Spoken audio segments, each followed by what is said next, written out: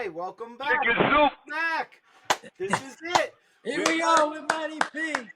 I love it. For you guys today on Three Guys Many Games. I'm here with my brother Vincent Sombrato and the legendary three-time national champ Matt Palem, also one of the main officials, obviously head official of PLL, but also for many, many years running the show in the college games as well. And welcome. I'm glad to have you, Matty. It's great to see you. You look great. I tell you, you guys are two of my. I don't let Pat McCabe hear this, but two of my favorite 516ers. You know. I was so excited. I told these guys, and we're waiting on the fashionista. We're waiting on Smalley. You know, he's running around. He does his thing. We'll pop in. But I was so excited to have you on because it's such an insight. You know, you're so very involved in both games, the pro game and the college game, and it'll give everyone an insight from the referee perspective of the growth of the game and things of that nature. You know, I wanted to really, you know, there's a lot going on right now. Apparently this week is the week where the rules committees are getting together to make changes, you know, or suggested changes in the game, you know. And so I wanted to start off by maybe asking you your thoughts about some of those things, you know. As a goalie also, I'll start with this one. You know, a lot is always done about the crease. Is the crease area something that's, you know, maybe the hardest call in all of the things for the officials? Well, wait a minute. I got to stop you for a second. Okay. You glossed over a little bit Matty's career. You said he was a three-time national champion, but he also was an All-American. He was a goalie that I don't know too many goalies that ever wore the football leg pads, you know, like Matt did, made it fashionable. I think it was smart because I see a lot of goalies go through unnecessary pain. But the fact that he was played on three national championship teams, and I was looking over, you know, obviously I remember from that era a lot of the players, but, you know, he had such tremendous teammates. And it made me think, you know, what it was like. Forget about the games. That had to be easy compared to practice. I mean, with the guys like the Gates, Marachek, Zilberti, you know, these kind of guys shooting on you during the week, the games must have been a piece of cake for you compared to that. You know, it's funny you say that because, I always tease people whenever I'm with Gary and we're in public and he's meeting somebody and they say hello to me, and I always say, I'm the reason he's such a good shooter. You know, practice was a bitch. He had to go to all these crazy moves to put the ball in the goal. But no, without question, you want to talk about being ready for game day. I mean, looking at that all week, you know, they were doing all this stuff. You know, they were doing what everybody's doing today. They were doing it 35 years ago, you know, twisters and backhands and behind the backs and all that stuff. So they were, you know, Coach Simmons gave them that creative license to go for it, you know, and they took that, ran with it, and, it was an unbelievable, you know, the older I get, the more I look back and realize how lucky we were and for all of us to be in that. You ain't old, Palin. Oh, there he is. Palin, you ain't old. He has to make an entrance. Here we go. My wife said, head down. I got my new rack coming next week. He's got another, head down. By the way, you know, Matty, I call him, he's like, are you not entertained? I call him Maximus Interruptus. So get your words in while you can, because nobody's words are as important as Smalley's, at least in his world, you know. Let me just say hello to Matty Palin. Listen. Go ahead, say hello and let him finish. Hello. The one thing I got to pick on Vinny about, he's claiming he's Mr. Righteous. We ain't even got we're looking at a screen to replay one of the goals or one of the plays last time, and it's a screen about this big, and they're looking at the replay. The refs, God bless the refs. He just went out. I put him out. I put Matty He left. Out. You came on, Matty left. He said, forget it. Right. All right, there you go. He's good. Matty okay, P! I'm back. I don't know what happened, Smalley. That's what happened to the instant replay screen. Let me just start off by saying something. Matty, I want to thank you very much for all the years of putting your time in. I mean, it's unbelievable being a referee and the way you're treated in society, and that's why our society is the way it is. Between coaches, disrespecting referees, and players, and I got to pick on Vinny and Steven, they've also had their incidents where they picked on referees. This guy came on. This is what he comes on. Excuse me, let me finish. Oh, my God. Steven, No. cut him off. Cut him off. Cut him off. Throw him off. We're never going to get to anything with this guy. I'm just saying, all due respect, we'll move on with it. Vin, let me just get a word in here. We were talking about Smalls. We were talking. All about of a sudden, he's woke. His playing days, Matty's playing days, where he played with the Gates and he won the 3 championships and he was All-American and what tremendous teams they were. What I want to ask about those teams is particularly the 1989 team, which people argue might have been one of the greatest championship games ever. That was a game that came down, oddly enough.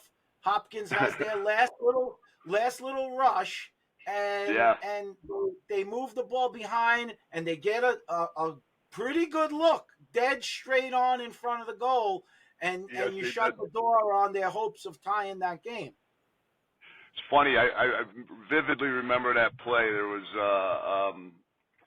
Patty McCabe and Matt Panetta, right, were matched up. They're high school teammates, known each other their whole lives. So there was a crazy ground ball at midfield, one of the great ground balls of all time. I mean, bodies flying and the whole deal. Hopkins comes up with it. They're down 12 seconds to go. Timeout, settle everything down. Now we come out, and Patty wasn't crazy about guarding Panutz, because Panutz kind of knew his stuff, so to speak, right? He knew all of Patty's little butt digs and all the little things he did. And, so Patty wasn't crazy about guarding him. I believe Stouffer guarded him for a lot of that game, and we paid. Panutz had a huge day. I think he stuck like 5. So now it's crunch time, 12 seconds to go, and McCabe steps up. He goes, yep, I'm going. I'll go with him. So he comes down. As I'm in the goal, he comes down the right side. He's got the ball in his left hand, and Patty's actually playing conservative, doing the right, not trying to take the ball away, just kind of bodying his hips down the alley. Now the ball, I'll never forget, the ball goes behind, and I go, they don't have enough time to get this thing back out front and find somebody. So I'm like, all right. And now when you're in the goal and I'm facing the back, and you kind of read a feed, right? So a looper, it's going up top to somebody. This feed was like, I was like, man, that's going to somebody pretty close. I hope nobody's on the other end of this thing. So, boom, turn. And I think it was Johnny Dressel maybe caught it all by himself there, right on the corner. And, came up with a big one there for sure. Funny tidbit of that play that Pat told me. You will wonder if it's fact or myth or legend. Apparently, when he went to guard him, he had given Matt a stick, and he goes to guard him, and he says, "You're using my stick." Yes. He's using it against him. I mean, is that lacrosse or is that lacrosse, right? 2 kids from the same neighborhood on the biggest stage that we have, right? Ready to claw each other's eyeballs out, but they love each other, but they're ready to kill each other too. It's great. Tremendous. And we got to give a shout out to Rodney Dumpson for the goals he scored in that game. Rodney Dump had a huge day. Yeah, Dump had a huge day. And I remember Quint talking about one that he ripped past his hip, that Quint said once it went past him, he was hoping then he goes, I heard the cling on the pipe and the crowd go crazy, and I knew he caught that edge. And no, he was great. Johnny Zolberti, God rest his soul, he was great that day. Paul Gate was one. Actually, Gary didn't have a real big day. Petro and him were hammering each other pretty good, and Paul Gate went off that day. He had some fastballs going. He had that thing cooking.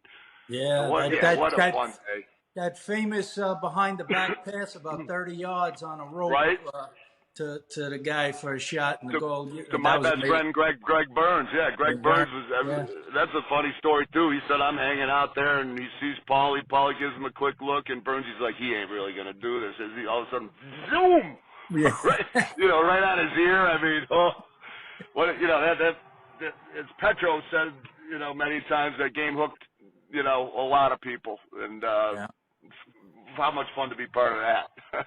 You mentioned, you won 3. Princeton won 3 in the 90s, and we've talked about Yep. this. Hopkins won 3 in the end of the 70s. Yep. Notre Dame is now going for 3. They'll be going for 3 and trying to join you guys as this sort of dynasty elite program. But even your situation there, it's so hard to do. You won that game. You won that game. It was such a tight game when Hopkins 89, 88. The semifinals was Penn had you really was in the lead. Yep. It was like you came back to win that one. 90 you kind of rolled over everybody on 90, but it's to get 3. A lot of things have to go right to get 3. Incredible. Like I said, the older I get, the more I realize how lucky we were and fortunate. And I got a kid going through it now. He's a freshman at Albany and loves every minute of it. I go, you have no idea how lucky you are to have the right fit. I don't care if it's Farmingdale or OCC or Harvard or Notre Dame. Hopkins guy. Right? Yeah. Just want the right fit, and that's what we all had. The right coach, the right personnel. I was the right goalie for that team. It was just a lot of fun. Hey, Matty, I got to inject here. You got any telephone books? You got to move yourself up a little bit. There you go. There he goes. A good-looking bastard you are. Holy shit. Well, last time I tried to screw it. I tried to tilt my phone, and that's when you lost me, so I'm trying not to. So I have a question for you, Matt. So you had obviously a more than successful career, you would say. It's just magic that you were there at that time and it all worked out for you. And when did you decide that refereeing was something you like doing? And what made you think about that? This is great. My father is a teacher, he's a retired teacher now, but he was a teacher and he was the football coach at West Genesee High School, the old lacrosse factory up here. And he was the football coach and taught, and he refereed high school basketball in the winter. And I had my grandfather's 73 Dodge Dart up on campus, right? And I'm a middle class. My dad's a teacher, so we don't got any money. And I'm trying to drive this car around, and it had the big old slant 6 engine in there, and you could actually watch the gas gauge move, as you were driving. So hey, it got pretty old, me going, and I'm literally a mile from home, but it got old. My father reminded me of me going home looking for a 20 to fill up with gas. So he actually dragged me to I'm a freshman at Cuse, 1980, fall of 86, going to spring of 87, and he drags me to a basketball referee meeting. Hey, I got a good idea for you. Come on, dude. And basketball about the only sport I never played. I was a hockey guy growing up. Football, hockey, baseball, lacrosse, everything but basketball. So I got into it, and it kind of, and I'd be reffing with him, so I had a great mentor saying, no, you dummy, don't do this, do this, versus some guy that just said, hey, great job. So I got better at it because of him, I was into it, and it fit my personality. It was, zippity bang boom and action and quick and all that kind of fun stuff. So he got me into that, and I started doing like city rec games in 1987, and these are a couple miles from my house, grown men playing hoops, and I'd go back to campus with like $38 cash from my 2 city rec games, and I was king in 1986 and 7, with a pocket full of cash on Marshall Street. Big bucks. And I just fell in love with it, and by the time I was graduating, now I'm doing like high school varsity games, and my boys would go have a few beers and get in the stands and, give me a bunch of crap. And so anyways, the basketball officiating was really my first, I did about 4 years of that because I was playing. I didn't get into lacrosse until I got out. And when I got done playing, I only played for probably 2 years of club ball and that kind of stuff. I really had a nose for refereeing, so I was really spending more of my time. I got into the reffing end really as soon as I was done playing, probably 23, 24 years old. And, where that's taken me is the single most important thing as far as growing up and becoming a man and integrity and responsibility and all those things that are positive with refereeing, right? It's good chicken soup for the soul. And God, now I got to the point where I referee for a living. I mean, how lucky am I? I spend all year basketball, lacrosse, chasing kids around, again, feeding that soul some chicken soup and you know what I mean, chicken soup? It's a good story. No, listen, you're doing what you love. You're doing what you love. That's the most Absolutely. important thing. By the way, a little segue. I mean, how do we not tell the chicken soup story to the public? Huh? Ben? Well, I'll leave it to you to tell the story. I'm going to break in right now with it. Small, you know this one at all? I like called Vinny Chicken Soup. Go. Why you call him chicken soup? Go for it. All right. 1993. We are at Rutgers trying out for the 94 World Team. Okay, so it's my first go around. I'm happy to have a USA Penny. Chicken Soup here is about to make his 4th World Team. So Vinny Sombrado is royalty. I've never met him before in my life. It's all of this, and he's the guy. So we're in between sessions, and this is before we had turf every 10 feet on campus. So we're playing on some rock hard, dirt fields, and I had some kind of lower body, ankle, foot, whatever. Long story short, I needed a cold whirlpool, and in between sessions. So about go get your lunch and now jump in the whirlpool. Now I'm the biggest wuss in the world for the cold whirlpool, man. Sit on the edge of that thing and I'm dying. So I go into the whirlpool. I'm by myself. It's kind of a rickety old training room, 30 years ago, and I'm in this little tub, and I dunk my foot in there, and I am sitting on the edge of the tub, everything but tears coming out of my eyes, just waiting for that to get numb, and I'm literally rocking back and forth, whining. I look up about 30 feet away from me, walking down the hall is Vinny. He's got the Daily News and the New York Post under his arm, sauntering down the hallway. And now I'm tightening up. I ain't going to cry in front of Vinny Sombrado. Hell no. I'm a tough guy. I'm a tough guy. So I'm sitting there. He gets to the tub. We've never met each other. He kind of gives me the, hey, good. He plunks his leg in there, right, with no reaction. And he starts reading the paper. He's in there about 30 seconds, 45 seconds. He looks up at me. He goes, hey, this ain't chicken soup, huh? I go, Jesus, man, I'm over here dying. I'm so glad you said something. So we've been pretty tight. We've been pretty tight ever since. That's great. That is Vinny Chicken Soup Sombrado. Chicken soup, yeah. This ain't chicken soup, huh? Mm-mm.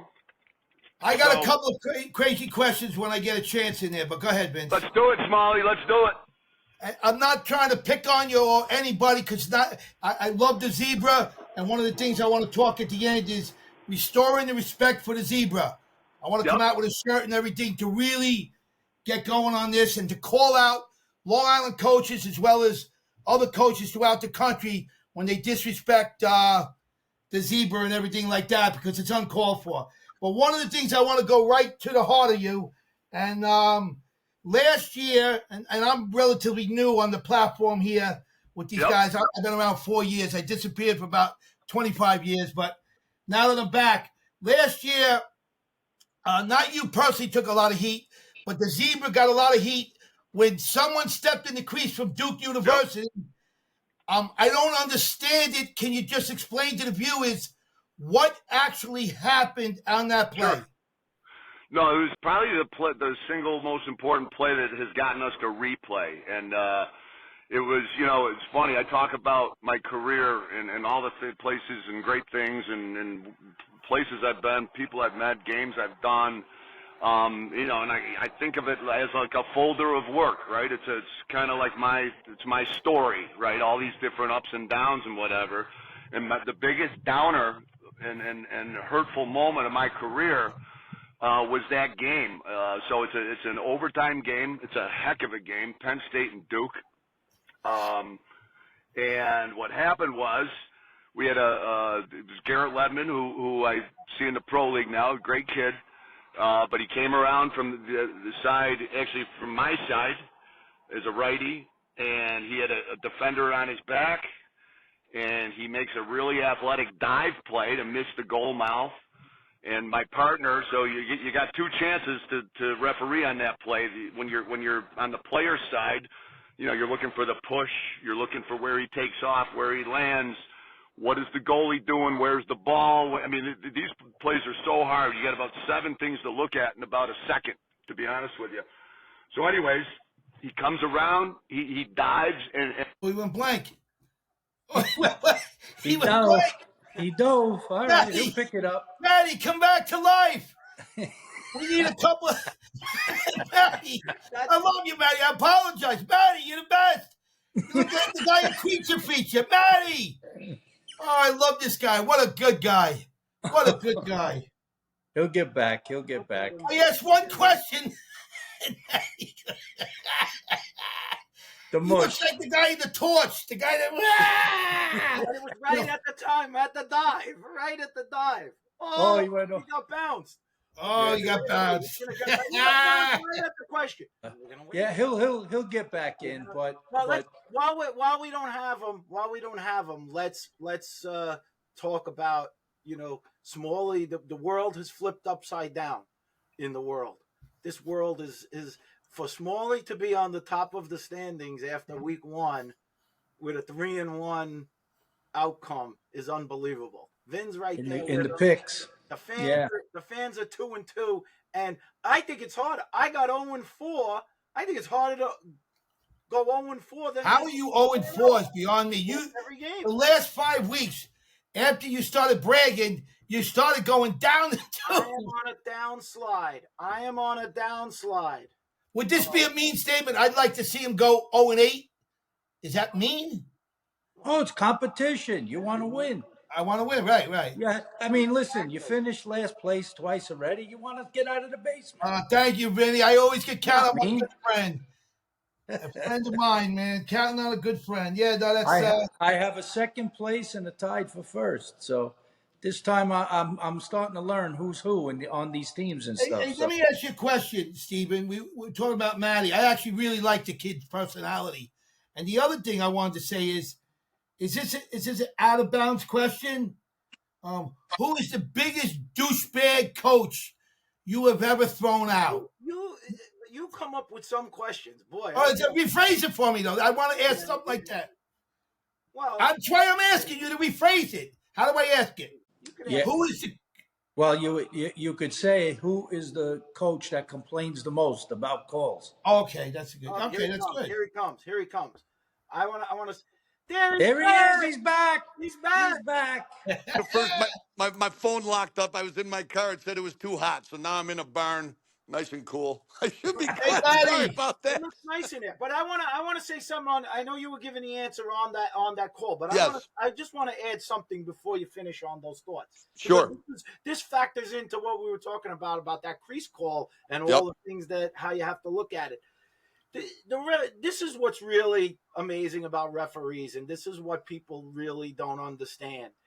You can spend it's one of the few jobs where you get absolutely zero credit for always being right, and then the one time you're wrong, you can get skewered. I mean, it's just the way that is. You look at officials, like I used to say, like, to me. And you were one of the best, to be honest. When we were finishing club and just doing that transition into the Pro League MLL, and you were right there from that inception.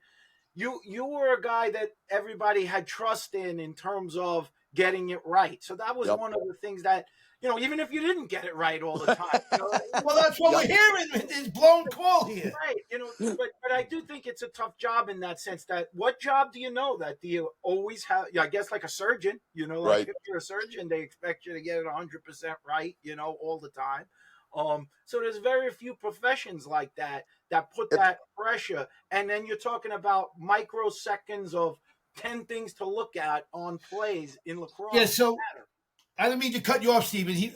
I don't have the attention span. It's the two geniuses. But we were talking when you left off, Palin, when you went into the Scarecrow Act. Yep. About Yeah. the guy stepping in the crease. So bring us so back. the One guy, sentence before. Go ahead. So again, he came from my side. I'm looking at his back, looking for a push, looking to see where he lands, looking, where's the goalie coming out? We got contact with the goalie as he's diving, and all that part of it was clean. What I didn't have a look at, and lacrosse is tough because the nature of the game, it sort of pushes the refs out to the side. Versus in basketball, when you're on the baseline, you can kind of look up through the guts of a play and get inside.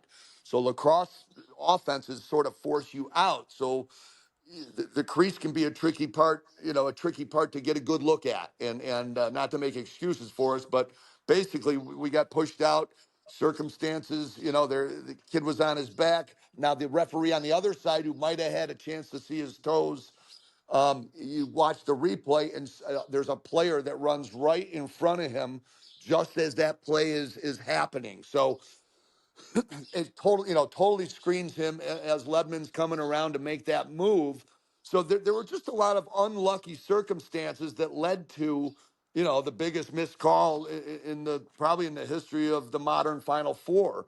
And you want to talk about feeling horrible. Jeff Tambroni is an old friend of mine. Huh? No, I was going to say Jeff Tambroni. Jeff Tambroni is an old friend of mine. We grew up playing against each other, both West Genesee, Jamesville, DeWitt, Hobart, and Syracuse. And he's been coaching forever, and I've been reffing forever. And, I saw him in the concourse underneath the stadium about an hour after the game, and I'm streaming tears down my face, apologizing, saying, I know how hard it is to get there. I know how big these games are. And, again, if I can say I took a bullet for the team and now we have replay and nobody else ever has to go through that again, I'm fine with it. And that's part of the growth of the sport. And to be honest with you, probably we didn't have replay for a while because we got a lot of those plays right over the years. They're to your point, Stevie, I can remember kind of nailing a bunch of those plays, and well, that's what you're supposed to do. So, let's move on. You miss one, and you're on the bad end. You took the I didn't know that. You took the responsibility on yourself. Is that I didn't realize that. It was my crew. And, oh wow. And yeah, Have you gotten over it yet? Yeah, like I said, it's something that Smuzzy, it's in my folder. It's in my body of work, and I don't hide from it. I talk about it. I want people to learn from it. I think the other thing it brought light on is, officiating, and just like playing and coaching, the expectation of perfection is not a legitimate one. Right. I always say I agree with that. I agree with that. My expectation is excellence for me and my crew. That's what I want to give you. I'm not going to try to promise you perfection. It's not happening.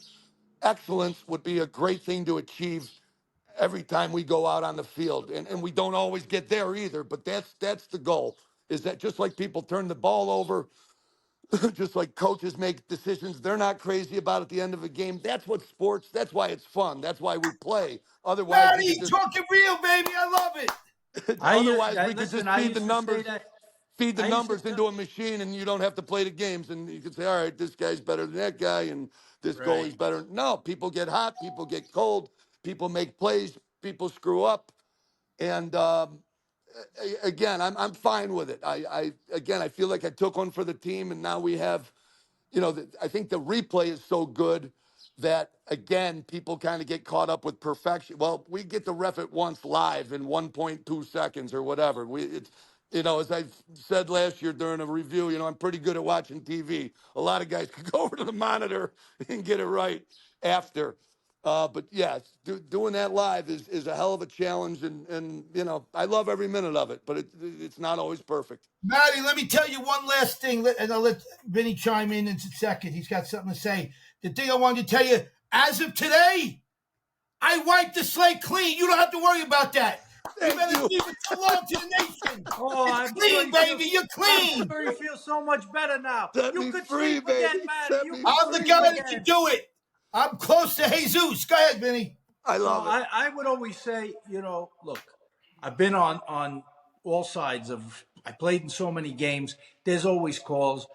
The reality is, I tell kids that sometimes I coach and stuff. I say, I go watch a college game. Like you see kids play, and what you said, they think they're supposed to be perfect, and like all eyes are on them at every second. And I used to say, just relax and play. I said, because if you go home, look on the computer, look at the box scores this weekend from Division One lacrosse, you'll probably see a combined 30-something turnovers for two teams, right? The Yeah. average is probably about 15 turnovers a game, and these are supposed to be the best of the best.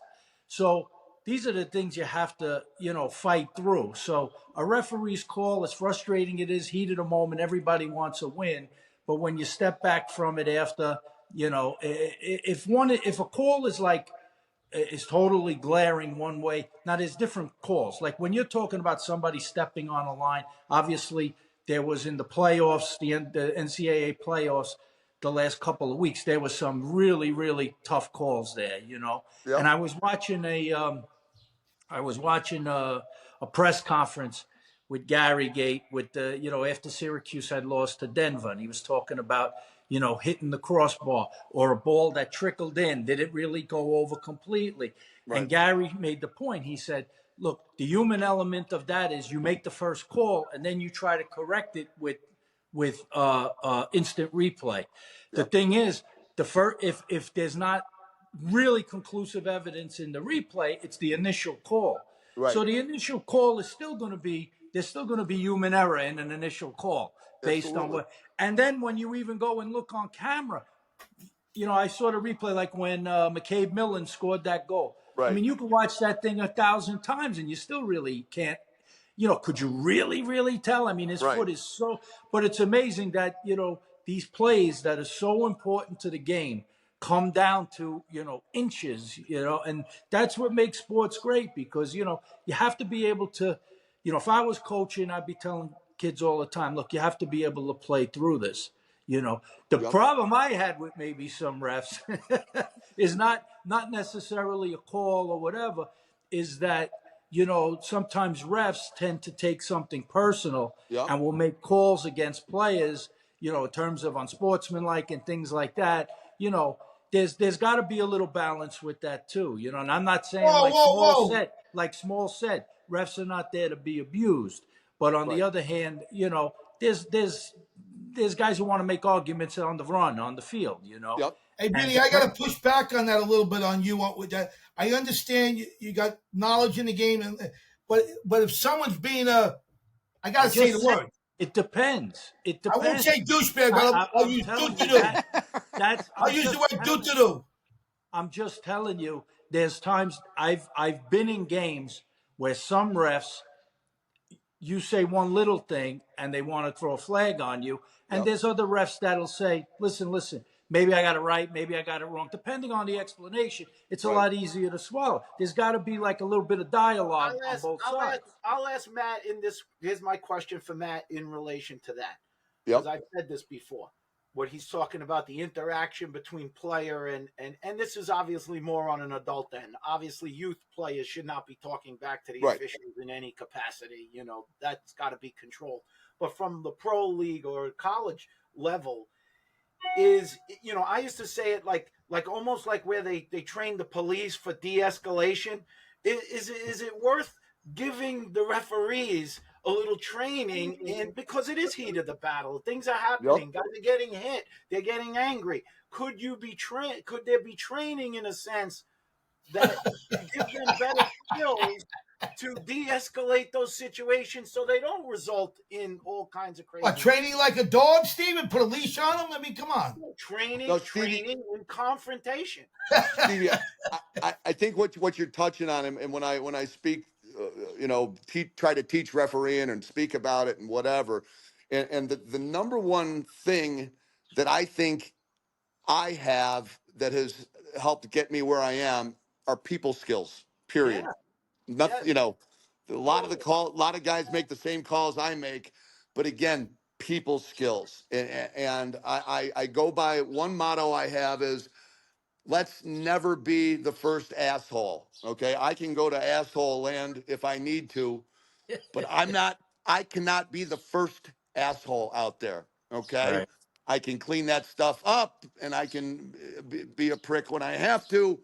But no, if you're a ref and you're initiating combative behavior, you're going down the line. It's too hard. This is Yeah. such a hard avocation, profession, whatever you want to call it, that it tests the hell out of your people skills. And having been a player, having done some club coaching, right? So I've been on every end of it, and I try to, think about when I was a player, about the refs that I interacted with and had good and especially it's funny when I as early on as playing at Cuse. And now I'm reffing those basketball games in the winter. So, by my junior, senior year, I've been reffing for 3 or 4 years and understand that give and take. And that helped me a lot as a player to kind of, go back and forth with the refs and make statements to them or ask questions that didn't go into asshole land, that were, good questions. And hence, if you have a quality person out there refereeing, when you ask good questions, there's no reason why you shouldn't get a good response. We're in this together. We are there to facilitate a game, to make your game. It's not our game. It's your game as players. And we're there to give you the best level field that we can and to facilitate an environment that's as equal as we can get at both ends. And again, loving being out there. I tell the PLL guys, at training camp every year, guys, there's no place on earth I'd rather be than on the field with you guys this weekend, the best lacrosse players in the world with, 8,000 people watching and a million more on TV.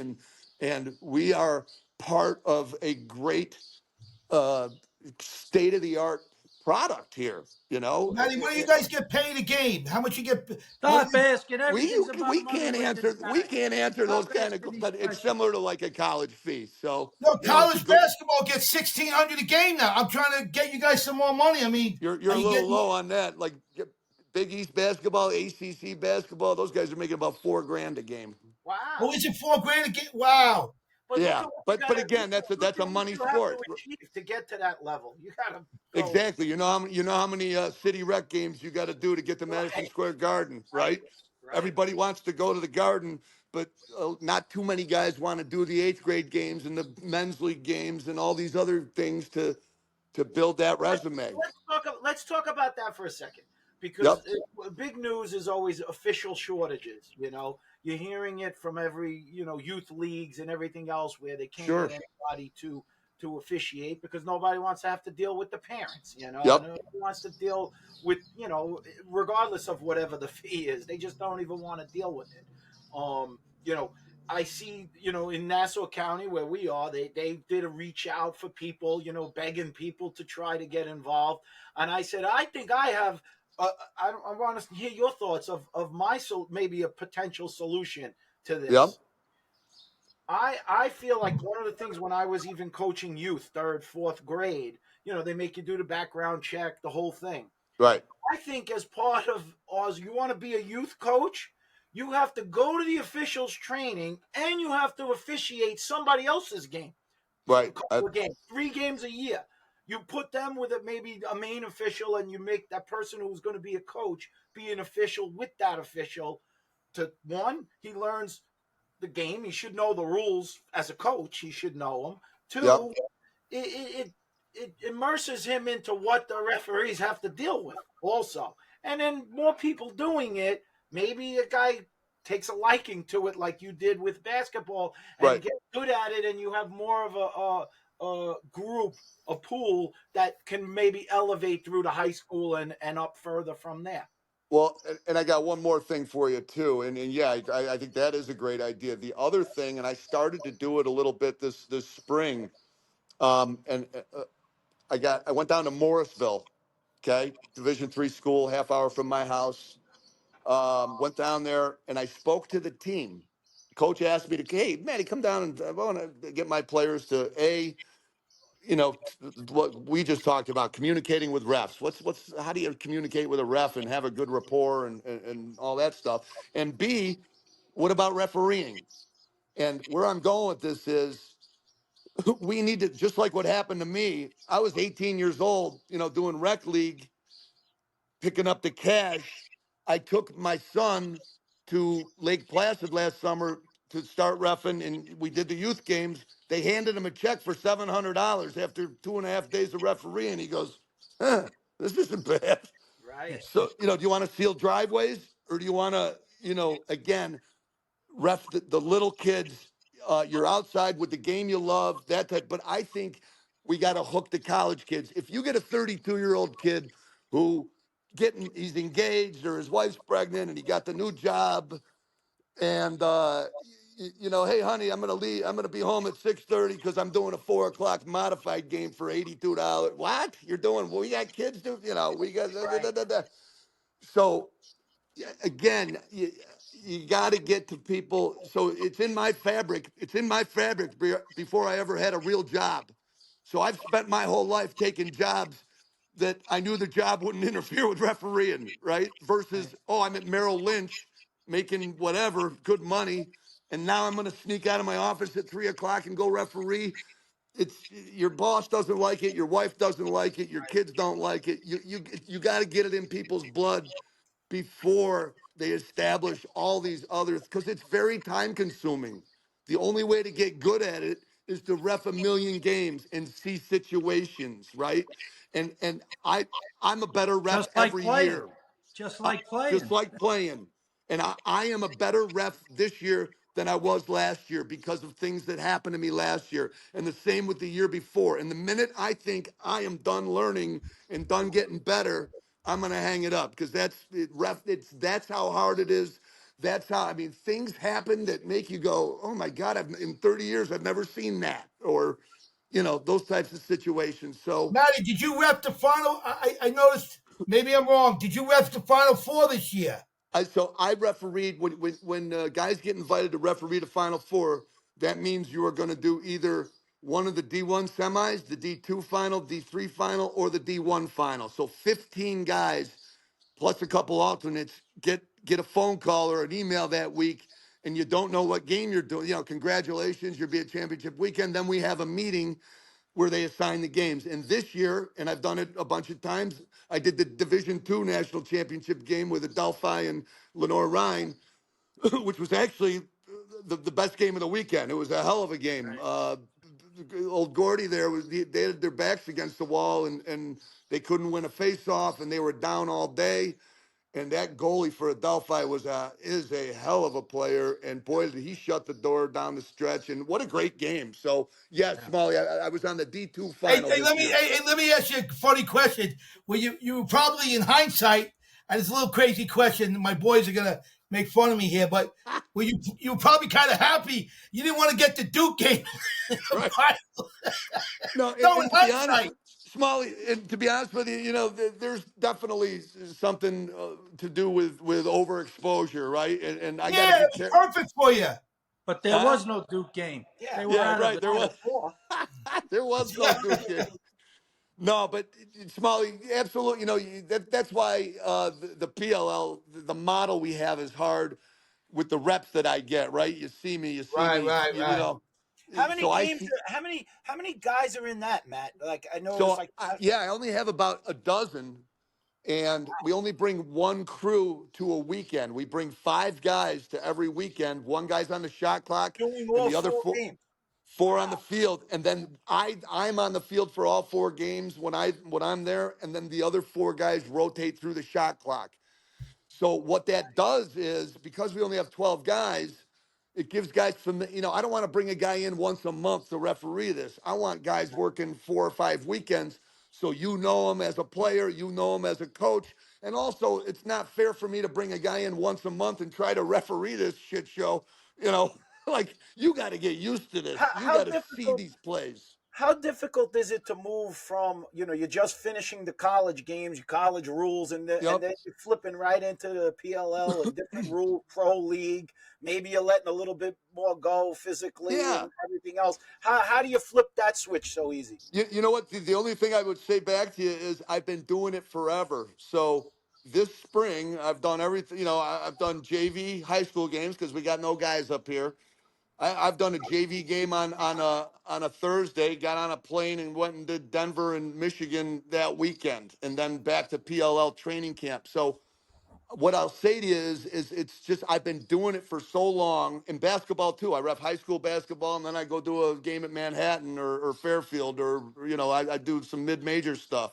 So I've been used to going all over the board as far as levels in both sports. So no, am I worried that I'm going to put an eighth grade call in a PLL game or let an eighth grader hammer somebody like we do in the PLL? No, it just kind of you get triggered. Oh, that's a foul, regardless of the level, right? Referee. That's what I talk about refereeing. When do you make calls? You know what? I make calls when I get triggered, just like you guys are watching the TV and you go, "Ah, that looked like a foul." Same idea. Are you in charge of the PLL? Yes, Smalley. I am the head ref in the PLL. What do you think about me becoming a ref soon? Think about what?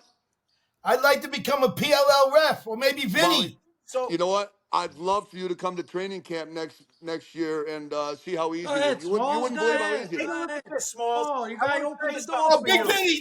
Yeah, how about Vinny coming to be a referee? I'm not interested in it. You ready? Listen to this. Okay. Matty Palin probably gets the brunt of the talking. Matty P deals with the brunt of it for sure. I've never backed down from a talker. I've gone toe-to-toe with some of the best in the business. Go! Goodbye! That is the right call! You have to expect the talk and making sure nobody goes off the deep end. Getting physical. Officials have to step in. Grow up and be a pro! If you're going to open your mouth, you got to live with those consequences. Usually when they're mixing it up, I go, if somebody punches me, you're dead. Don't punch me. That's great. Out there. You'll be all right. In the PLL, we do not half-ass our talking. And neither should you with just toilet paper. That's good. That's good. These are man. The PLL is great. I mean, you think about the product that's out there and how great. I watch the games, listen, it's hard. These guys, I think, coming out of college, learn what it is to play, a couple times a week. It's not the same as being in college. It just becomes harder. And I love the way you said that, be a pro, because, that's how that's the mindset you have to be. You have to understand, we were doing the grind. I was going from indoor to outdoor. It just becomes part of a fabric of your life. And you do have to handle yourself as a pro, and it's competitive and you have fun. But I love how Matty interacts. I'm trying to remember back. I'm sure we were pretty bad. Were we bad when we were refereeing? Yes, you were bad. I was bad. Won't get it to you two clowns. You and Vinny punched somebody one time. I won't get into it. We'll get into that another time.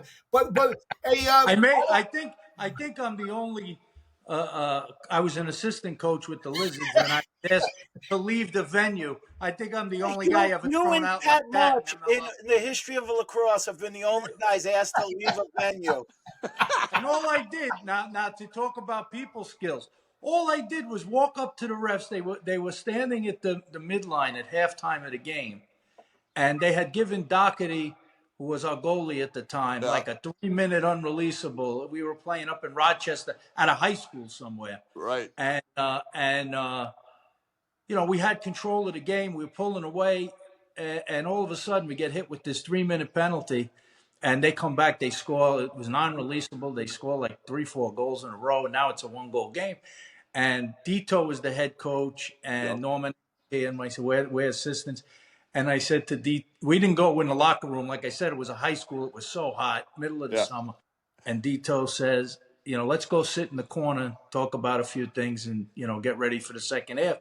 And I start walking towards the refs, and Dito turns. He goes, where you going?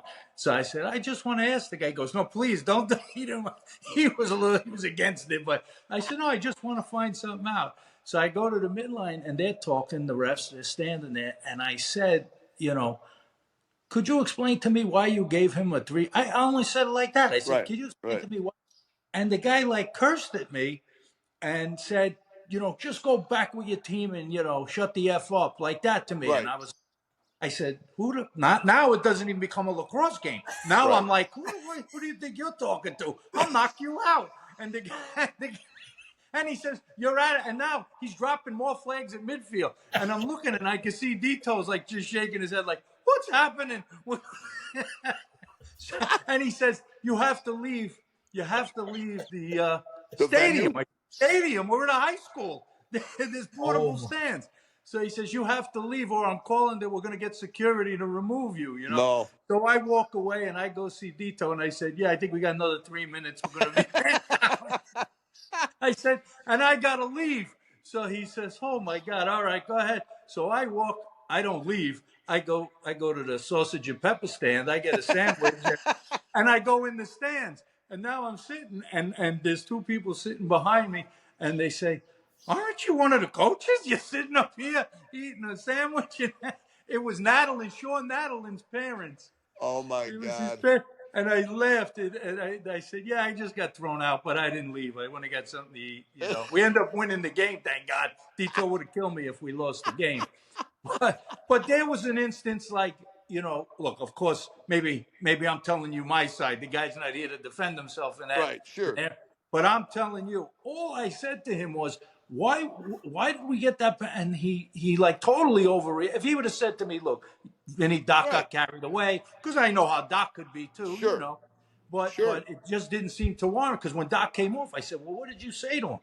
He said, you should have got that other call right last time too. That's all I said. I said, and he hit it with 3 minutes over that, Right. That's what I wanted to hear from the rep. So, those kinds of calls, those are impactful. It changes the game. You don't, as a ref, I would assume you really don't want to be the cause of a win or a loss, right? Absolutely not. I always say to my crews, call what they make us call. We are not there to look for calls. Call what they make us call. And if you get into marginal, it's very hard to be consistent with marginal things. Okay. If you call the majors, call what everybody sees, call what everybody, don't surprise the whole stadium with something weird that you have to explain. That it's almost, I also use a line that we don't always have to be right. Let's give them what they recognize. Right. Face-offs. I'm a big advocate for put the ball in play. There's too many parameters for a perfect face-off by the book. Versus, the pre-whistle stuff, lining up, your head, your hands, are your hands on the ground, or is it your hands on the plastic? They're leaning, they're this, they're that. I mean, okay, that's before we even hit the whistle. Crazy. Now we hit the whistle, they grab its fingers, it's withholding, I know it really is something that you really do have so many mechanics to go through. So it's put the ball in play and call what everybody in the stadium sees. My nightmare is when I'm the ref not involved and my partner blows the whistle, then all of a sudden he comes up with one of those holds that nobody knows anything about, right? I got a hold on it. Really? Okay. Now I got to dig one of those up, and and against the other team at some point. We catalog plays, right? If we pass on a 50-50 push, let's pass on the same play down here. If one of our partners maybe called one that's a little borderline, then we're going to grab the same one at the other end, because Vin and all you guys that have coached, all coaches want is the same game at both ends. Give me the same play, even if it's not correct. Yeah, consistency, just consistency. Right? And that doesn't mean you go make a shitty call at the other end because you just made one down here. So if I got to push on blue, when we go to the other end, I'll say, guys, do not miss a push on white. Right. Don't miss one. Don't make one up, but don't miss one. Okay? Right. If we passed on a push, guys, remember the next 50-50 down here, pass on it. If and that's next level. Next level thinking. Smalley's learning. I hope Smalley's learning. He wants to be around, because this is elite. This is elite level game management from an official point of view. You got one of the best in the business here, and you see the thought process that goes into these things. Yeah, but go ahead. I get your point. I get it. But here's my point. We don't have the respect in the game for the Zebras. Nobody respects them like they should. And this is why we have a big problem in society. I'm not going to get into the whole thing. Nobody respects. From basketball, everything I ever watched in the last 5 years. I always tell you this, Smalls. You love dealing in absolutes. Yeah. You go to nobody. It's not nobody. Well, I'm here to restore. The Zebra. You take if somebody complains or somebody does that, you make it into that everybody. There's guys who don't. There's players who don't. That's what I want to get into. Who is the biggest? I'm not going to use the word douchebag coach, but they're out there. He's not going to use it, but he's used it 4 times. I'm not going to use the word douchebag because all douchebags 5 times. But my point is, he probably can't say, but there's got to be coaches that should be fined in the game. They're talking so much shit, and excuse the French, to these referees. Why don't you coach the game instead of yelling at the referee for 42 hours in a game? I mean, it's insane. It's the ref. It's the ref. On him, Vin. I'm tired of it. I did read on Inside Lacrosse, like Steven said, this is a rules year. I guess every whatever year they do it, And I see John Tillman is, on top of the list there as one of the guys on the committee. And I saw the 4 or 5 things that they are going to consider. No clamp on the face-off, the instant replay, the crease, all of that. But one of them was, there was the occurrence this year with the Syracuse game when Pat March got thrown out for the second half of the game and suspended for the next one. So they are going to take a look at that and see how they're going to deal with that in the future. So they do address these things, Smalls. It's not like they're ignoring them and like just sweeping them under. They're trying to make all things better, which, so now I gotta ask you this. So, I think Rabel has done with the PLL, I think he's done a tremendous job. I think, they're like anything. You always have naysayers, but I don't listen to that. I look at the positive side of everything. I think he's given these players a platform, put it on the highest level it's ever been. He's trying to always create something to make it better and better. And, you've had many different rules in that league already. You had things change. The face-off started to become too important. They went down to this 32-second. So, sometimes people might look at some of that as being a little gimmicky, and that it gets to be too much. And obviously, it puts a lot more on the referees, in that. But, this weekend, of course, we were excited the first weekend to watch, and I watched all the games. And that first game, you had a big problem with that shot clock. And I know you made the point to say it's not the operator, it's the clock. There was some malfunction apparently with that clock, So my point is, the product is great. For me, I can look through those kinds of glitches, and I'm still going to stick with it.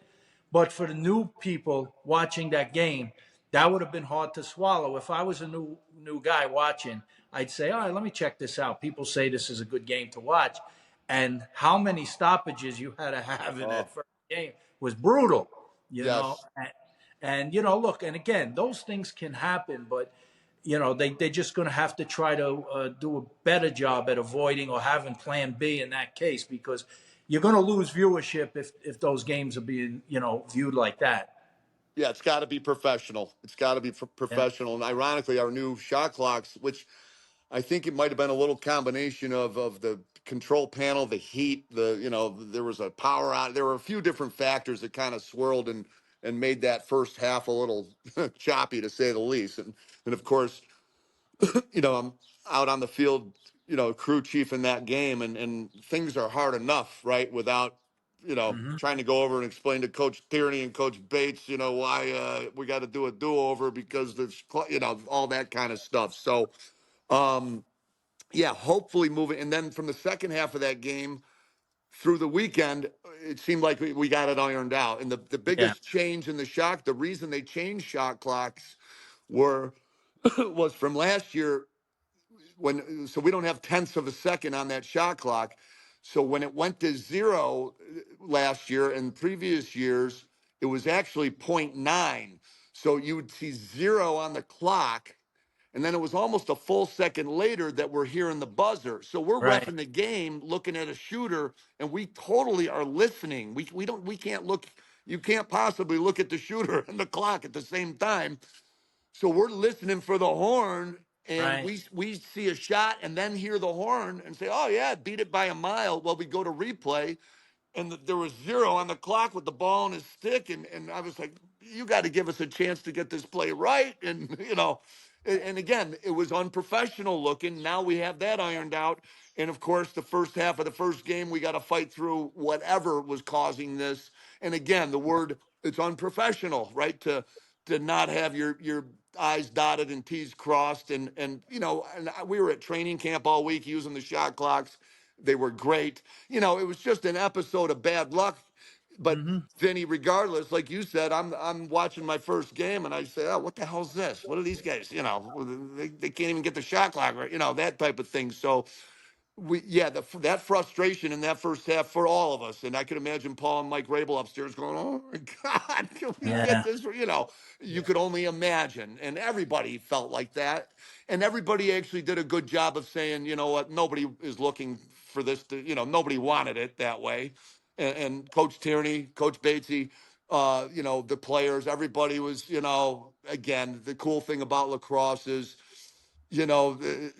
Smalley, a guy might be an asshole, but he's our asshole, right? He's a lacrosse guy. Right. Or, Yeah. so we're still kind of a family doing this all together. From the Rabel guys to all, they got 82 million kids busting their ass working every weekend, and the players and the coaches and the trainers we are kind of this one kind of traveling circus, that. Right, but you're right. But just to make it better going forward, should there be a fine involved here? Should we be fining coaches a little bit each game to bring it in a little, to reel it in a little bit? There's got to be a couple of things that we could do to refine it a little bit better, where they don't abuse the referees. It's too much abuse. The fining stuff is usually pro stuff, and to be honest with you, in the pro league, the tougher customers are the players than the coaches, right? Because a lot of these players are coaches, and they're the ones out there getting whacked or Oh, not see, whacked or yeah. pushed or held, and so most of the people skill stuff is coach, or excuse me, is player related for me. The Okay, so coaches. fighting is legal outdoors, like they have indoors. I see No. indoors they fight It's a not little legal. It's not legal. It can be, if we deem it a fight, two guys punching each other, it's a 5-minute misconduct. bit. Oh, it But is, but the indoor doesn't get. No, legal. It's not in the indoor. It's a penalty too. You can fight, but it's Oh, going to be. indoor at the I mean, you Coliseum. don't That kind of. get Smalley. You don't get thrown out of the game. You don't get thrown Oh, out all of the right. game. If two guys want to fight, they would both go for 5 minutes. It's not a huge part of the outdoor culture. Like we had that little dust up with Kavanaugh and Rexroad. Kind of a single punch type of thing. So that I wouldn't deem that a fight. Right. Yeah, it's not Yeah, like they're taking their helmets off. No, and indoor. like how Indoor. They're Indoor setting guys, up a fight in indoor. yeah, in indoor, guys are squaring off, and Right. the refs are watching as they. Well, get that's it what out. I mean. Is it the But it is a same penalty. penalty? But No, but, it is a penalty. but like Maddie said, it's the culture. You're not going to get that in the outdoor game. You're not going to see. Yeah, something field lacrosse has never been a two guys square up, drop the gloves, Right. take their helmets off, and go. It's just Yeah. never been a part of our thing. right. But they in fact, if they remove equipment to fight, we are instructed to cut it off. They're allowed to fight with their helmets and gloves on. And Tim Sudan he goes, "Are we talking about fighting with equipment on?" which was Right. a pseudo. Pseudo's like, "Can we go on to the next topic? Why are we talking about fighting with equipment?" So, anyways. Yeah. I got a Black Jesus question. Our Yeah. great friend Brett Brown. This has to do with rules, and and as a ref, one of the things that bothers him in particular, he hates the aspect of when it's the end of a shot clock in the college game, and it in the pros also, and they either drop it in the corner or throw it to the opposite corner. Yep. And obviously it's done strategically to take guys off the field. It makes him crazy. It Sure. makes him nuts. He doesn't like that. He doesn't like the fact that the guys stop attacking the goal, and whether or not that should be allowed or what could be done to maybe deter that. I think it's a hell of a lot better than, we went through that era of lacrosse. Remember when we would all of a sudden randomly put our arms up, make them keep it in, and trying to avoid the stall right prior to the shot clock, and those 6-4 games that we had from the early 2000s, about 10 years of that. Like, I did the 2010 national championship game, 6-5 Duke over Notre Dame. You would think in overtime, what a thriller. Well, it was a snoozer, right? Something's got to give. And I'd rather see them, basically it's 5 seconds and under. They're pulling that little dump. I'd rather see, a dump in the corner at 3 seconds than 2 hours of hold it. He wasn't saying the shot clock. He was more saying, like, should the team be rewarded for get an automatic clear, or you can't do that. It's too much. Look, it's part of the game. You run down a shot clock. It's like, you just in basketball, it's different. You could throw a shot up at the basket. In lacrosse, it seems like 99% of when that's happening, the ball's already behind the goal. So the guy would have to throw it into the middle. You don't want to throw a ball there because if it gets checked through and the team gets a break. So, I mean, listen, it's part of the game. It gives an opportunity for the riding and clearing part of the game. And Maddie, go ahead, Danny. I'm sorry, Ben. What I wanted to talk about the rules in the NFL. There are a good friend of mine is I think I'm saying a rule interpreter where he goes on the sideline and he looks at what they're wearing, their gloves. Everything that they're wearing in the NFL, because there's certain rules, what to wear and not what to wear. Right. Are you guys on this? Is it you, or do we have a special committee guy who's on the sideline looking at all of that part of the game, or is it you where you got to take yourself away from the game? Yeah. How does that work? Sure. No, good question. Thank God it's not us.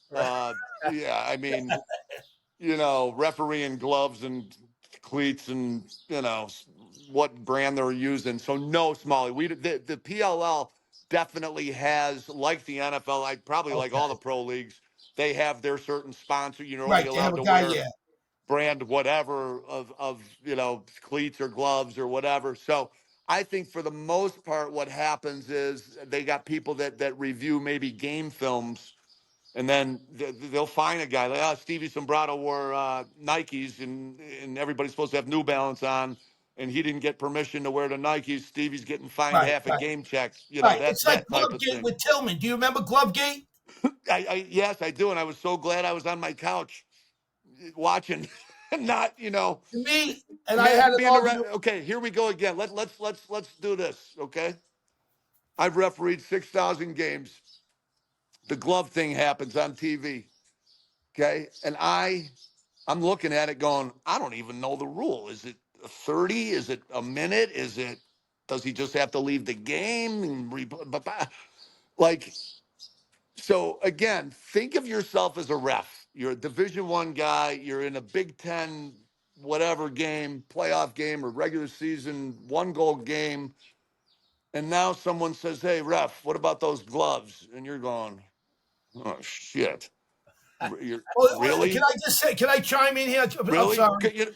My point is, think of the ref just for a minute here. Right. These poor guys.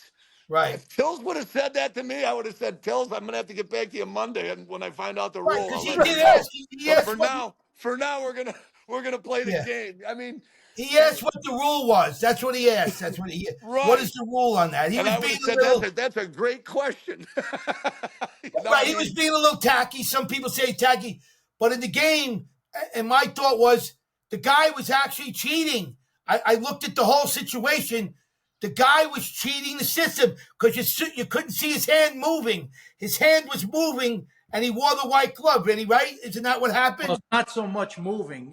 I think the point was if you have white gloves on your fingers, if that's white and it's not matching the rest of the team, there's a reason a guy has his gloves like that. And I think the face-off guy on Maryland was probably complaining he was grabbing the ball or part of his stick to gain an edge, So everybody's looking for an edge in everything, especially those face-off guys. They're specialists.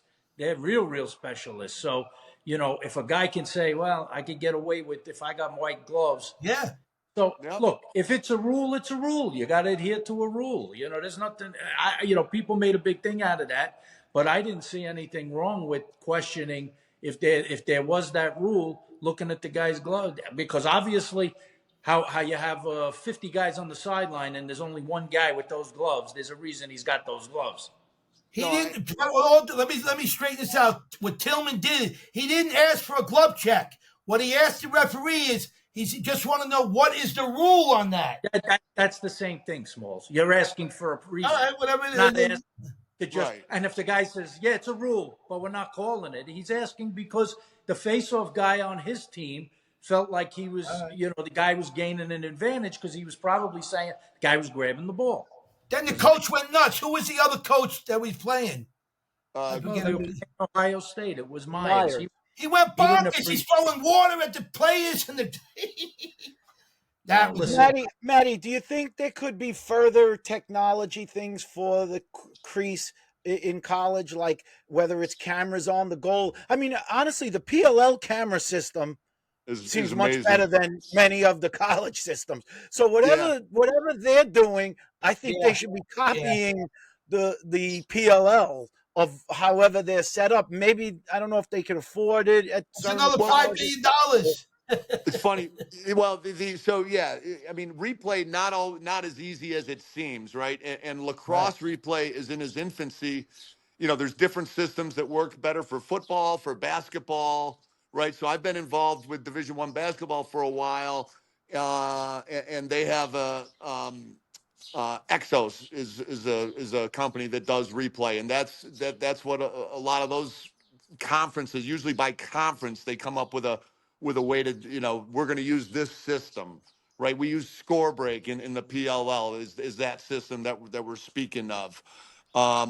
Or DV Sport is another one. So there's 3 or 4 different companies that do this replay stuff that usually by conference or by league, they decide, yes, this is what we're going with. So this was our first year in replay.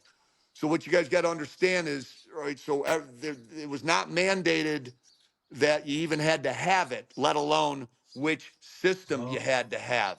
So interestingly enough, the Big Ten, okay, so replay kind of was almost kind of gets in late as far as preparation for the year, right? So there were a lot of loose ends as we were entering the season on exactly what this would look like and how it would work.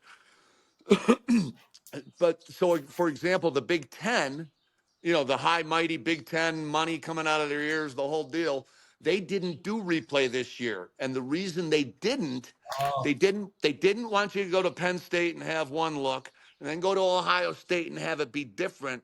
The Big Ten was saying to themselves, what we're going to do so everybody's field is level, we're going to institute it as a conference when everybody has the same equipment, and so that was the Big Ten stance on it.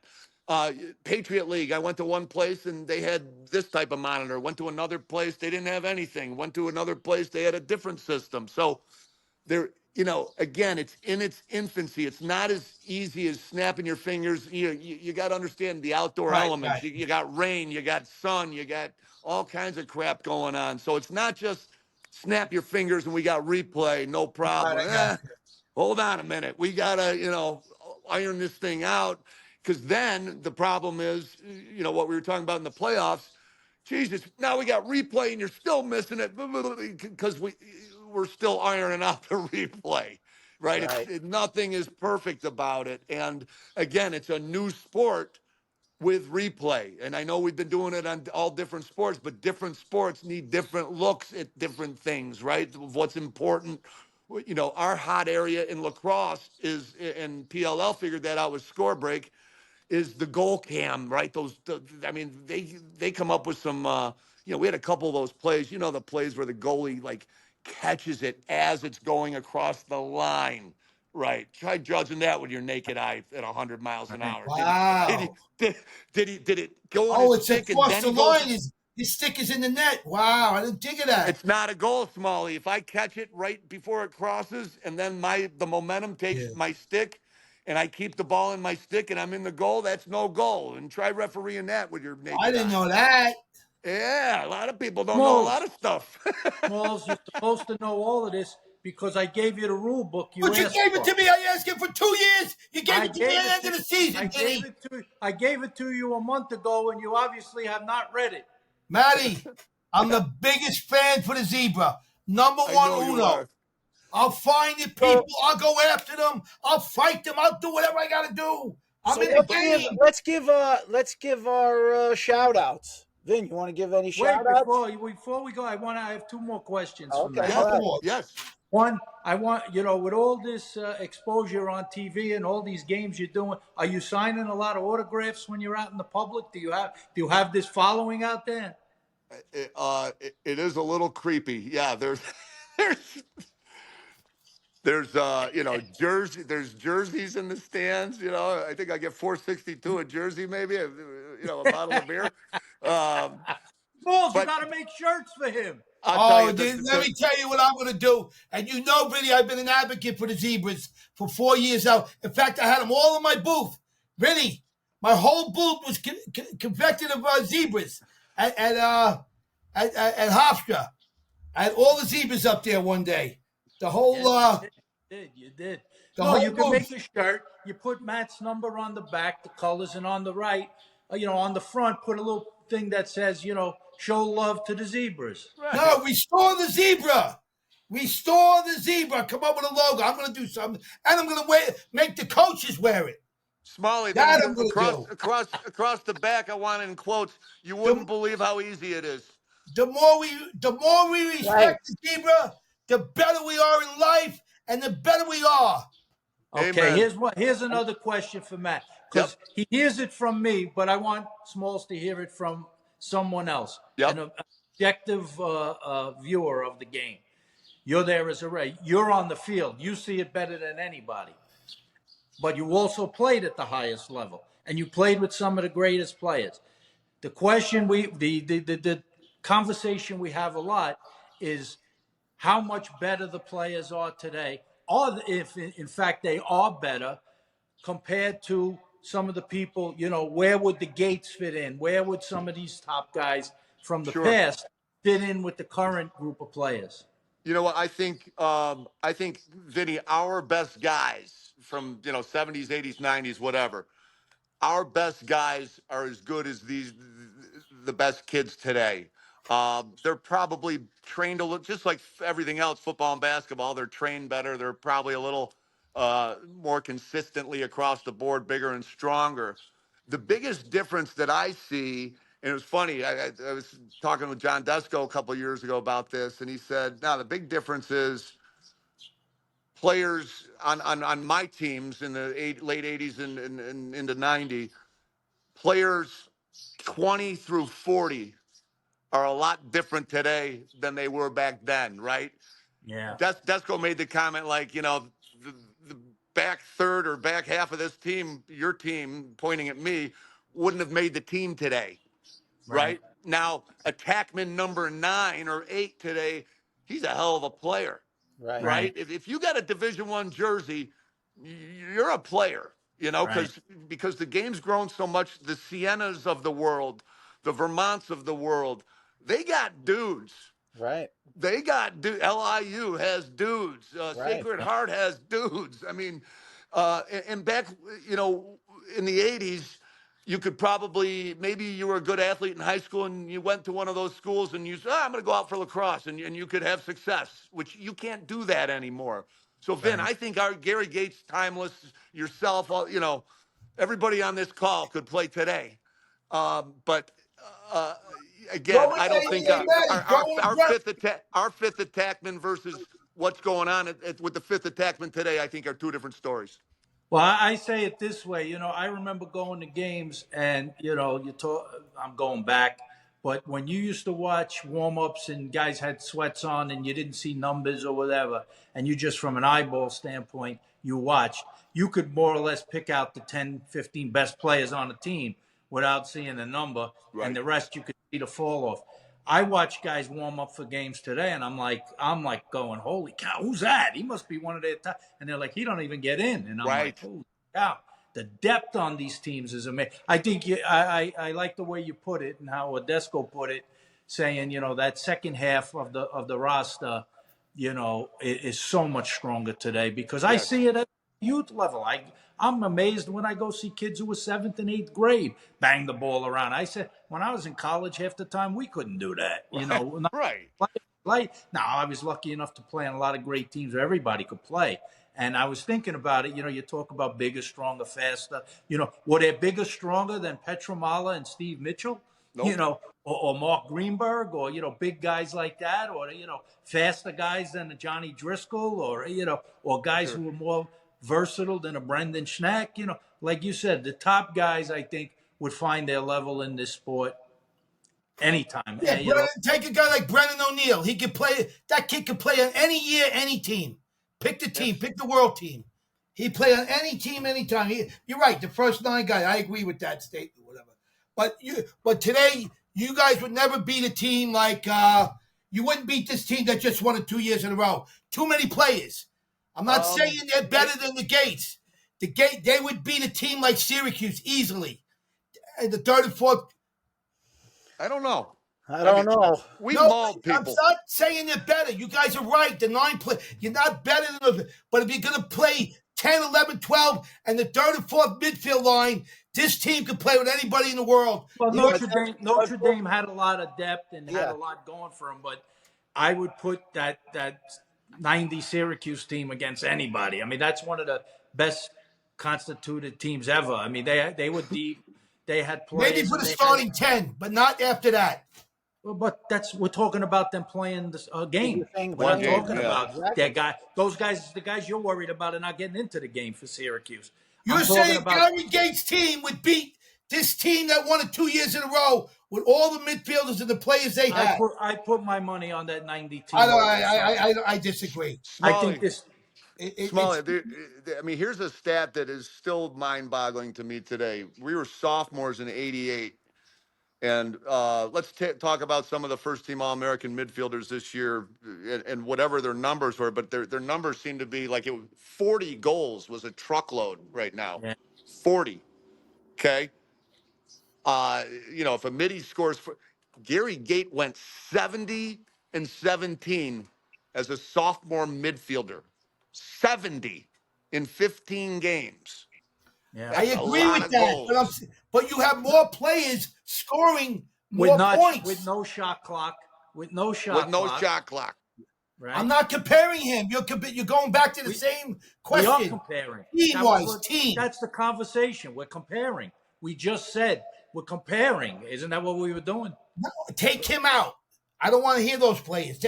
Go with the other players. How do you take him out? He's part of the team. Gary is part of the team. Paul's part of the team. Yeah, and Paul had like 40. Paul had 47 goals. Yeah, Paul had 47, which would have led the country today, and he was 23. So you're telling me you got a better goalie back then than this kid today, Entenmann? I don't see it. I agree. So I'll tell you about goalies. In my opinion, prior to Entenmann, Larry Quinn was always my standard for. I think Larry is at a level that I think there was a lot of really good ones. I put myself in a really good category, but Larry Quinn was up here. No doubt about it. Liam Entenmann today, there are more good goals, just like more good midfielders. There's more good everything today. But in my opinion, Entenmann also, watching him play over the last couple of years, there's so many good goalies in Division I. But I think he has also kind of done what Larry did back in the day, just sort of elevated himself a notch above those really good ones. He is special. I agree with you 100%, Smalley. And Matty, you don't have as many sharpshooters as you do today. You bring in even his nephew Ficaro. These guys are all legitimate sharpshooters, corners, this, that, bounce in the corner. I mean, I just think it's not taken away from the Gates and the Powers. They're the greats, but there's so many added value to the game today. Listen, obviously, a goalie is only as good as the defense in front of him too. Yeah. Depending on who you have, teams, schemes, where you're allowing guys to shoot from. I had said, and I saw Larry was out at Hofstra at one game this year, and I said to Larry, this kid reminds me a lot of you, how he's built, Entenmann, broad shoulder, thin like Larry was, and the whole bit. The difference between them is, I think Larry was a little bit more stationary in the goal. Larry was a position goalie who cut angles. I didn't see Larry like I can see Entenmann. I watch him close, and he sometimes drops and lifts his hands, guesses low, and throws his hands up in case it's high. Larry didn't do that. Larry was so stationary in the goal, and he was very good at playing angles. And I think that's why I'd say, to me, I agree with you. I mean, I've played with some of the best. I was lucky enough in my career, especially in club, to play with Billy Barroza, who's a Hall of Famer, Sal, who's a Hall of Famer, Larry, who's a Hall of Famer. So I've seen the best of the best, and different styles, different guys, how they sat in the goal. Larry, Schmoller, who I played, I mean, they go, they had a little different tendencies in how they played. Yourself, you had a little bit of a different style too. You played a little sometimes like a hockey goalie. You blocked a lot of balls with your legs, even though you were skinny. But Larry tended to catch the ball more than any goalie I ever saw. Larry and Entenmann, in my opinion, what they have in common is they make really hard saves look really easy, right? Because they're both really pretty good position guys. And Larry, especially, like you said, with his positioning, he never had to make a huge move to get to the ball. It was always just a boop, got it, out, But in fairness to the guys who are playing today compared to back in the day, and the Larry, all of those guys you mentioned are great. They also played odds, so they could be like, okay, here's the guy, he's a ripper, but if he throws it over there, the guy's got the pea shooter. I'm not worried about that. Now every guy's got a rocket. That's what I'm saying. We're under constant attack. That's definitely a fair. That's what I'm bringing out. That's my point. Thank you, guys. There's definitely guys who. The guys shoot better today. There's no question. Like Jake Vaccaro. How are you going to stop a shot like that? They shoot faster. They shoot harder. There's definitely that. Even to the fact that and I don't know in the PLL, I'm not sure, but in the MLL, when we used to use that grippy ball, the one with the ridges in it, that made you even shoot faster. I don't know what kind of ball are they using in the PLL. No, I know what you're talking about, and it doesn't have those ridges, but the balls are, the old greaser thing. These balls don't really turn into greasers, so they are grippier than our regular balls were back then. But I think they got away from that ridgy stuff because I think it was doing some damage to people when they were getting hit. And the ball too shiny, too bouncy. They use a different rubber, different stuff, different ingredients. Well, Steven, you want to wrap it up? Yeah, let's wrap it up. We always end with our shout outs. So, being that we have this great official, I guess my shout out is going to go out to old school Eddie Schreiber and Tim Murray. Two longtime officials, two greats. And I used to say, as much as I used to get on them, I can specifically remember Tim Murray after being up at some tournament in Connecticut. And I went up to him at Caniac and I said to him, I apologize for 20 years of maybe yelling at you because you're at a top level compared to what I see out there, and when you do get the great ones, you got to appreciate them because they're not a lot of them. And Matty's right in that crew. So that's my shout outs, Eddie Schreiber and Timmy Murray. Go ahead, Smalls. Oh, my shout out today. Who do I go with? Oh my God. I don't know. I lost so many friends in the last year. I lost 5 close friends in the last year. Anyway, my shout out is to the whole game itself. If I could do, I've been around 4 years now, and I like to add value to every coach out there and every player. How do we make it a better game? Can each person make it a better game and just add value to the game and grow it, like that? But I guess my one shout out, I'm going to go to the coach. I got to give it to him. The famous coach from Levittown. Who is he, Vinny? The best coach to ever come out of Levittown. He just got the coaching job with Denver. Bill Tierney? I'd like to give Bill Tanny a shout out and his nephew Seth Tanny and two of the greats in the game.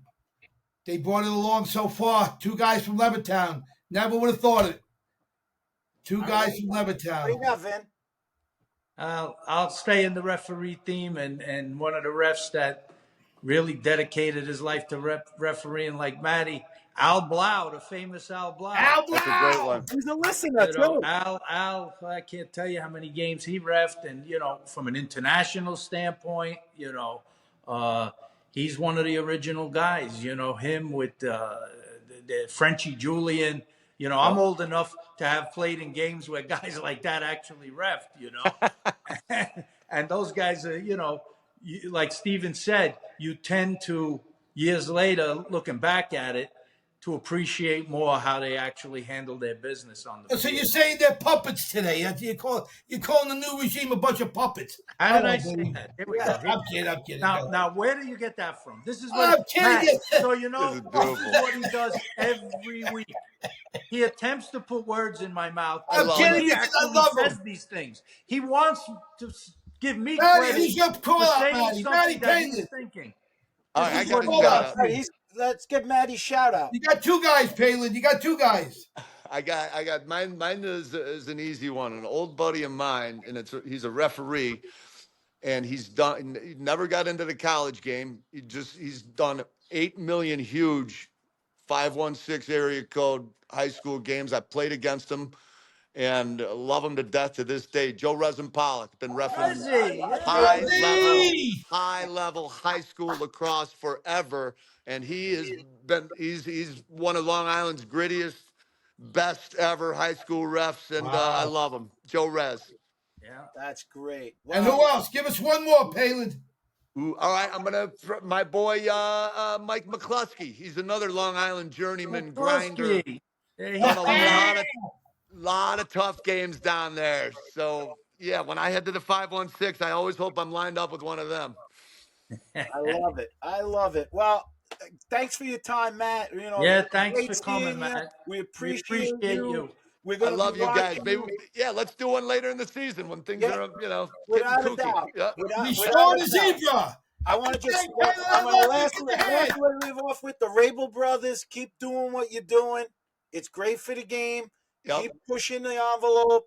I love all the things you're doing, and if you ever need us, call on us because we're ready to maybe Matt, the next show we'll do live from Blackstones. We'll get a table there in the back there. We'll have some food. Vinny, give him a big hand, Vinny. Give him a hand, Vinny. Hey, look at that. We saw the zebra. Woo. See you later, boys. See you, boys, guys. Thanks again. Take care, man. Till next week. Bye-bye.